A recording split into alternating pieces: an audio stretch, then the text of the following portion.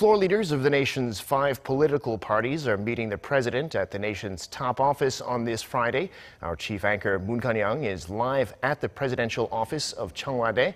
Connyoung, any word out of the top office yet?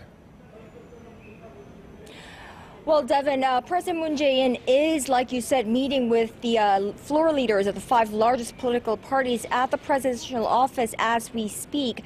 It got started at around noon, so they've been meeting for roughly 2 hours now.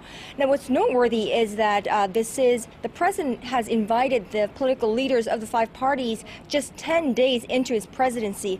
It's the earliest any South Korean president has called for such a gathering, and no other president has called for a meeting of such kind at an earlier date. Now, top Blue House officials here have told us that there is no particular agenda for this meeting and that it's a very casual yet open and frank meeting, and it will be a frank conversation between the president as well as the 5 political leaders. Of course, also what's noteworthy is that the setting of this lunch will be on a round table, which means there's no head seat, and there will be just a limited number of people attending the meeting, so that it's a way of signaling that they want to encourage frank discussions between the president and the nation's parliament.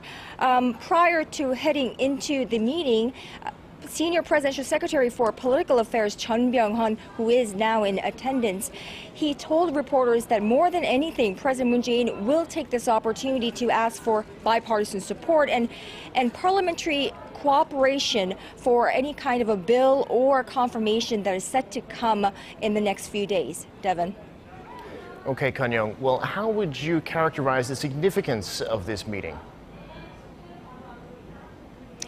Well, it is pretty significant. Like we said, this is the earliest any South Korean president has called for such a gathering with the 5 political party leaders. And it shows how strongly President Moon Jae-in feels about bipartisan support and parliamentary cooperation, which also shows how crucial that parliamentary approval or cooperation is in getting any of his cabinet confirmations approved by Parliament. And that is, of course, because the ruling Democratic Party of Korea does not hold a majority in Parliament. So he would need the approval of other party members to get, number one, the most urgent, his Prime Minister nominee, Lee Nak-yeon, confirmed by Parliament. Of course, that will be swiftly followed by other key cabinet members that President Moon Jae-in is expected to nominate in the next few weeks, which will then have to be approved by the Parliament in order for the state affairs to run smoothly. Devin?